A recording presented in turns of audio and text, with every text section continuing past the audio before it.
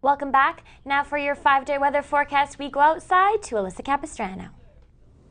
Thanks, guys. It's not too bad outside here today, but we are expecting 40% chance of rain and it will be slightly windy. But here's the good news. We are expected to reach a high of 4 degrees today, and with the cold weather that we've been getting, that is a celebration. Now, your 5-day weather forecast.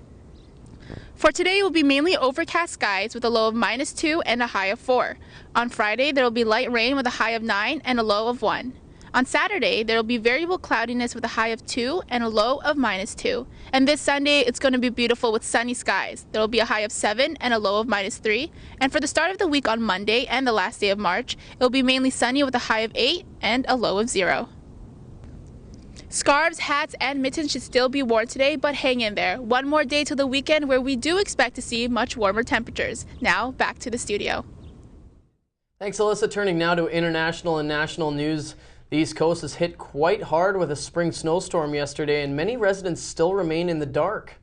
Even the Weather Network struggled through the blizzard as wind gusts reached a high of 185 kilometers an hour in western Newfoundland. A little over 1,000 homes and businesses in Newfoundland and Labrador still remain without power. Wind and blowing snow warnings are also in effect today, but all power is expected to be restored by this afternoon. A Manitoba MP is going against government policy by proposing legislation on assisted suicide. Former Conservative Cabinet Minister Stephen Fletcher was left paralyzed from the neck down after a car crash in 1996. Fletcher plans to introduce 2 private members' bills that would allow assisted suicide in specific cases. He says the 2 bills would allow doctors to help individuals end their lives under certain restrictions and set up a monitoring commission. Government House Leader Peter Van Loan says it may be a while before the bills are introduced in the House of Commons.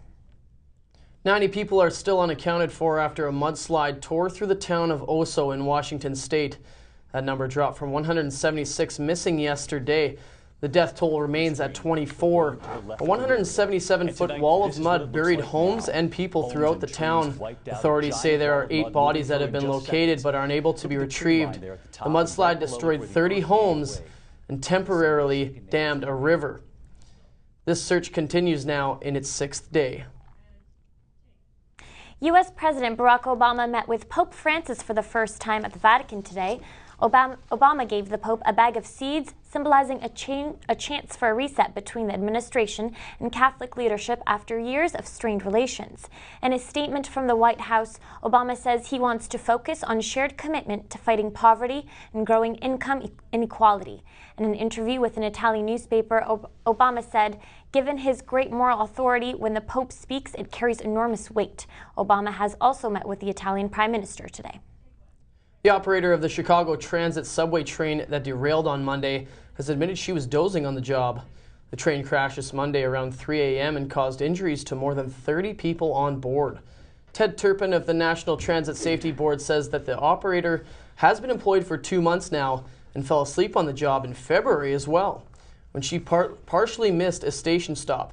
The operator has been reportedly working varying hours and filling in for co-workers, and an investigation into her training is currently underway. Now with your sports news, here's Therese Yastrzewski. Therese, Jays looking to get back on track? Oh, that's right, Corey. The Blue Jays were able to overcome a poor outing by R.A. Dickey yesterday, winning 10-6 over the Yankees. Dickey gave up 6 runs and 7 hits over 3 innings in their second last day of Grapefruit League play. Action has already begun in their last game in Florida, with the Jays taking on the Phillies. The score is 1-0 for the Jays at the bottom of the 6th. Last night's Raptors win has fanned the flames of the team's playoff hopes. Terrence Ross was on fire, scoring 24 points for the Raps. Kyle Lowry was also hot, adding 23 points to the board. They take on the Celtics again tomorrow at the ACC. Canada has continued its winning ways and won a bronze medal at the International Skating Union World Championships in Saitama, Japan. Kirsten Moore-Towers and Dylan Moskovich were in 6th place following the short program. but after an excellent skate in the free, the Ontario-born pair made it to the podium. This morning, the women took to the ice for their short programs. After a disappointing performance in Sochi, Japan's Mao Asada landed in first place with a triple axel. Canadian darling Caitlin Osmond trails Asada in 8th place. Northwestern University says that they will appeal the landmark ruling that deems football players are employees, giving them the ability to unionize. The NCAA has said they are also disappointed with the ruling made by the National Labor Relations Board. The NLRB ruling says student athletes funded by the university are employees and as such have the right to collective bargaining. The ruling was made yesterday in Chicago.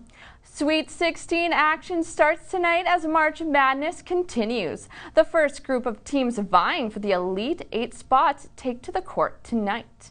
Just after 7, you can catch the Dayton Flyers take on the Stanford Cardinals. Set your DVRs because the Baylor Bears are facing the Wisconsin Badgers at 7:47. That's not all. Later in the evening, Florida takes on UCLA and San Diego is up against Arizona.